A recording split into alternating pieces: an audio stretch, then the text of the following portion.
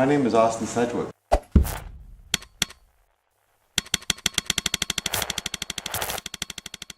Hi, I'm Joesph Olin. I'm president of the Academy of Interactive Arts and Sciences. The Academy of Interactive Arts and Sciences is the largest professional organization of game makers in the world. We have about 17,000 members, starting with the technology companies like Microsoft, Nintendo, Sony, the large publishing houses, Activision, Electronic Arts, Ubisoft, THQ, and all the large developers, Insomniac Games, even the new ones like Jerry Bruckheimer Games, MTV Games. There's about 175 different development studios that are members. We also affiliate with the International Game Developers Association in terms of their professional working members participate in the Academy's Interactive Achievement Awards, which are, I guess, the equivalent of the Oscars of the video games. Right. You've been through our Into the Pixel Gallery, which we have hosted with the Entertainment Software Association. And in addition to that, the Academy does some programs with USC called the Game Deconstruction Group. Is it good to be back in this? Yes, absolutely. There's no doubt that having a large E3 experience is, if not what the doctor ordered, I certainly think it reflects how significant games are to most people, not just game makers, but certainly to consumers around the world who line up and play and pay for these great experiences. So we have nice big bright lights, even on a rainy day. The games still look great. Okay, so much has been made about luxury items in our fledgling economy, or rather flailing economy. And yet, as far as I know, according to NPD numbers and worldwide tracking sales, we're doing okay. Well, I think that it's probably a combination of the continued generational movement of people who play games. We have more people who've been playing games their entire life than at any time before, and they're not going to stop playing. I think that games have always, regardless of the time, offered a superior economic value in terms of, for the price of a couple $100, you can literally fill your year's free time. Right. And we do so in a better way now and more ways than we have in the past. You look at the interesting numbers from NPD, who tracks retail game sales in America. There were as many PlayStation 2s sold, a 10-year-old game system, right?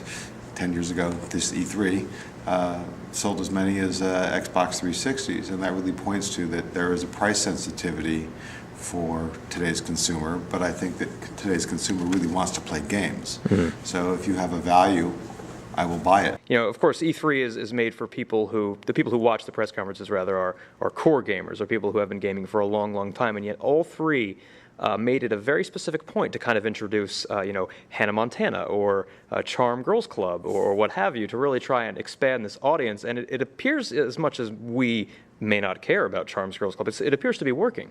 Well, I think Ubisoft certainly pointed the way over the last 3 or 4 years with Imagine. The success of the Imagine series, which they're very cleverly done. They're not particularly complicated. They're obviously not particularly expensive to create and produce because they're not based on heavy art or heavy play mechanics, and they're also for the DS, so there's just all the physical limitations of the platform, which play to the strength of the premise of a short and sweet, very purposed entertainment opportunity for young girls. I applaud them for doing it. Yeah, we can't fault them. And if those girls grow up to be gamers, the more the better. Well, I think, again, almost everyone over the age of 12 has grown up playing games in some way, shape, or form, whether it was sitting on their parents' lap with a keyboard and mouse playing Edutainment or Sesame Street, or they sat in their dad's lap and were playing Madden while the other things were going on. That's all good too. We saw this year from Sony and Microsoft 2 new forms of input. Do you think this was more of a reactionary process to simply the Wii's economic success, or do you think that this really is, the appropriate path that the game industry should be taking? Well, I think that first and foremost, you have to applaud all the console companies for looking for ways to expand and to challenge the conventional ways that people have engaged with games at various stages. And I don't believe that Sony necessarily gets enough credit for its peripherals and the ways that they've tried to change the way people interface with interactive entertainment. There's always been a challenge from these companies to find ways for us to change the dynamic of the experience of what it's like to play something.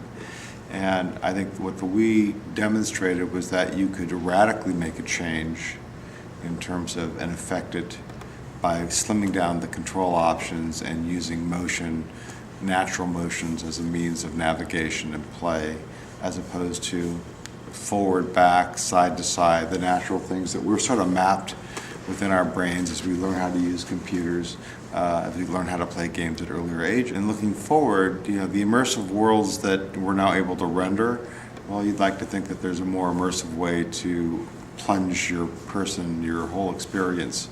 And I think that Project Natal points to that. I'm not sure that anyone today knows how to make those games. And I think the great, fantastic challenge ahead of everyone is how do you and how will we and what will it take? A little bit of case right now, like where everything old is new again. Like we're having tech demos of people kicking a ball against a wall. Like that's a game as old as time, pretty much, as far as I'm concerned. Yeah, I played that as a kid. There's always been 8 notes in an octave. And we still manage to change how music is interpreted generation to generation. So that we fall upon the same mechanics and things that we sort of instinctively do as a species shouldn't be surprising.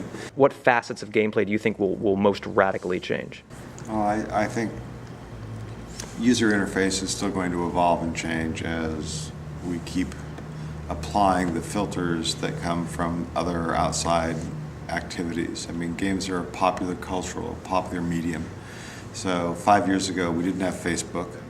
There was no Twitter. I meet people. Right, 10 years ago, there were 100 million people on America Online. And games at that time reflected those cultural influences. And I think that you see in game making today, the rise of short session and casual and connected experiences reflect those other cultural touchstones. I think that that's a good thing. I don't know that they will necessarily be lasting or that the benefits that they have should be lasting, but games reflect the moment of where we are, and I think that's an important aspect of what makes games vibrant. It's hard to know what's going to be, really vibrant 5 years from now, but I do know that we're not going to stop wanting to play with our friends, because in reality, all of us as children growing up always wanted to play with our friends. So I think that that's one aspect. The second aspect is what you're holding in your hand, which is the camera. I think that we face great challenges in terms of trying to broaden the narrative strength of games and in their ability to emotionally engage their audiences. And in film and television, it is the camera that holds the soul to emotional engagement in concert with great performance. In games, no one necessarily can stand up and say in a team who owns the camera. Is it the animator? Is it the lead designer? Or is it really, I'm not letting the camera go, but it's really the player's camera, because you need to have the camera under your control to navigate, to find the key, to unlock the door, to go through the dungeon, or to target someone and squeeze off that headshot. Those aren't narrative elements. And even within something like a Dead Space, imagine in real time being able to, as you first plunge into the room, you see the camera cuts away and it shows you the reflections of this creature, in your eye. Well, you do that in film because you can do it in post, do it in editorial, can't do it in real time. And I think that there are a lot of smart people right now looking for ways to be able to expand what a camera can do in a real-time environment to allow someone trying to tell an interactive story and to engage a player in that way. Okay, so we have to wrap this up soon. It has a pleasure, but before we go, 30 seconds, State of the Union address, interactive entertainment. Interactive entertainment is at its highest level in its reasonably brief 30-year history, and I think that what we see today is just a precursor of what's really going to come in another 10 years. That is very optimistic and hopefully very true. Thank you very much, Joesph. Jason, thank you. Thanks for your time. Awesome.